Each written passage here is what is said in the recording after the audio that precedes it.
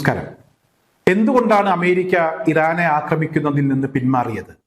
അന്താരാഷ്ട്ര മാധ്യമങ്ങളിലൊക്കെ വരുന്ന വാർത്ത ഇവിടെ അമേരിക്കയുടെ പക്കൽ ആയുധങ്ങളില്ല, ഇറാന്റെ ആക്രമണങ്ങൾ പ്രതിരോധിക്കാൻ കഴിയുന്നില്ല, തിരിച്ചടിക്കാൻ ആയുധങ്ങളില്ല, അതുകൊണ്ടാണ് പിന്മാറിയത് എന്നാണ്. യഥാർത്ഥത്തിൽ അങ്ങനെ വല്ലതും സംഭവിച്ചിട്ടുണ്ടോ?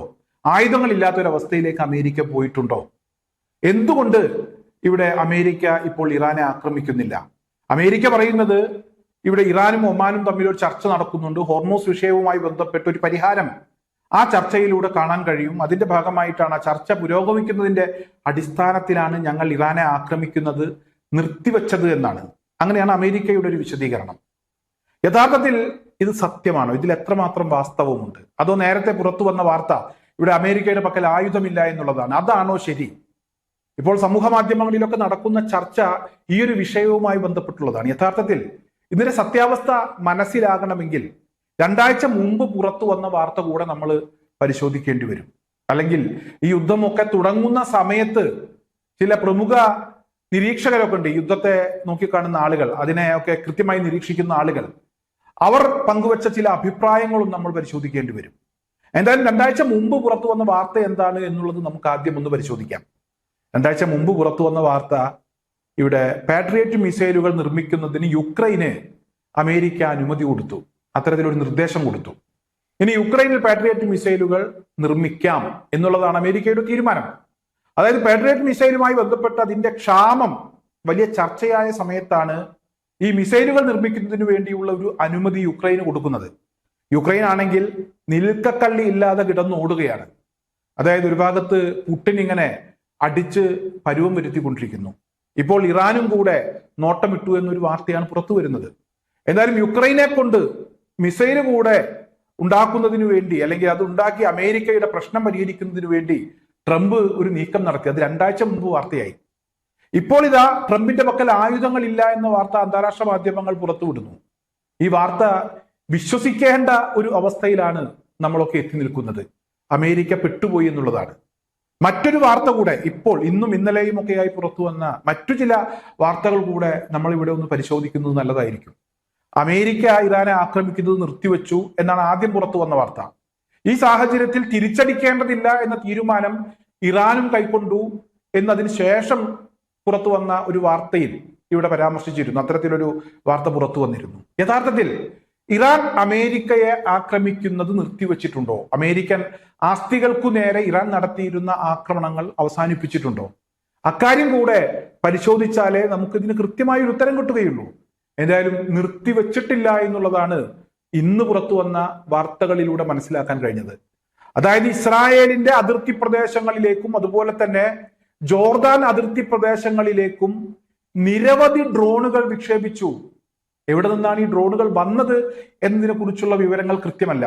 എന്തായാലും ഇറാനെ എതിർക്കുന്ന ആളുകളായിരിക്കില്ല. നമുക്കറിയാം ഇവിടെ ഇറാൻ ആക്രമിക്കുന്നത് ഇറാൻ തനിച്ചല്ല, ഇറാനോടൊപ്പം ചില ഗ്രൂപ്പുകളുണ്ട്. ഈ ഗ്രൂപ്പുകളൊക്കെ ഇറാന്റെ നിർദ്ദേശം അനുസരിച്ച് ശത്രു രാജ്യങ്ങളെ ആക്രമിക്കുന്നുണ്ട്. എന്തായാലും നിരവധി ഡ്രോണുകൾ തകർത്ത് കളയേണ്ട ഒരു സാഹചര്യം ഉണ്ടായി. ചിലതൊക്കെ ഈ രാജ്യാതിർത്തി കടന്നും ഈ ഡ്രോണുകൾ ലക്ഷ്യസ്ഥാനത്തിന് തൊട്ടു മുമ്പ് തകർന്നു വീഴുന്ന സാഹചര്യവും ഉണ്ടായി. തലനാരിഴക്കാണ് ചില ആളുകളൊക്കെ രക്ഷപ്പെട്ടത്. ഇസ്രായേലിലെ സുരക്ഷാ മന്ത്രി ഇറ്റാമർ ബെൻഗിർ, അദ്ദേഹത്തിന്റെ വീടിന് സമീപം ഒരു ഡ്രോൺ തകർന്നു വീണു. അതുപോലെ തന്നെ ഇറാഖിൽ നിന്ന് ഒരു ഡ്രോൺ സൗദിയിലേക്ക് വിക്ഷേപിച്ചു. ആ വാർത്തയും പുറത്തു വന്നിരുന്നു.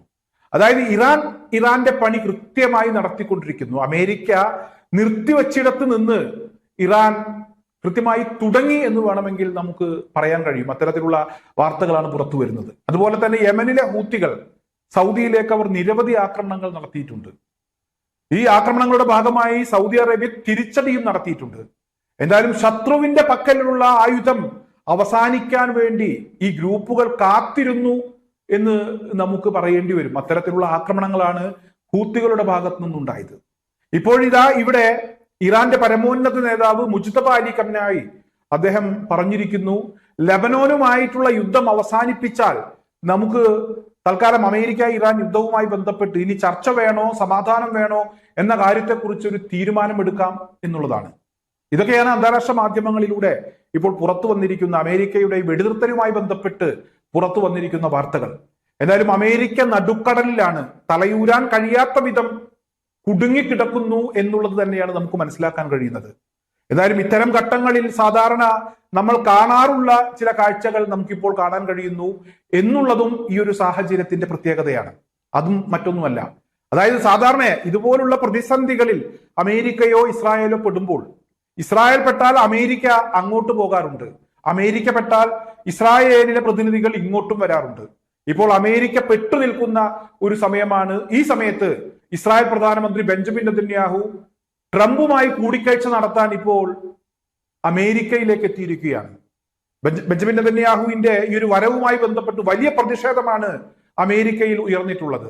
അതായത് ബെഞ്ചമിൻ നെതന്യാഹു കുറ്റവാളിയാണ്, കുറ്റക്കാരനാണ്, യുദ്ധ കുറ്റവാളിയാണ്, ഞങ്ങൾ ഫലസ്തീനൊപ്പമാണ് എന്ന് പറഞ്ഞുകൊണ്ട് വലിയ ഒരു ജനവിഭാഗം തെരുവിലിറങ്ങുന്ന ഒരു സാഹചര്യം ഉണ്ടായി. എന്തായാലും എല്ലാം സാധാരണമാണ്, സാധാരണ നടക്കുന്നത് പോലെ തന്നെയാണ് നടന്നുകൊണ്ടിരിക്കുന്നത്. ഞാൻ പറഞ്ഞല്ലോ, അമേരിക്ക പെട്ടപ്പോൾ ബെഞ്ചമിൻ നെതന്യാഹു ക്ഷേമം അന്വേഷിക്കുന്നതിന് വേണ്ടി അമേരിക്കയിലേക്ക് പോയിരിക്കുന്നു.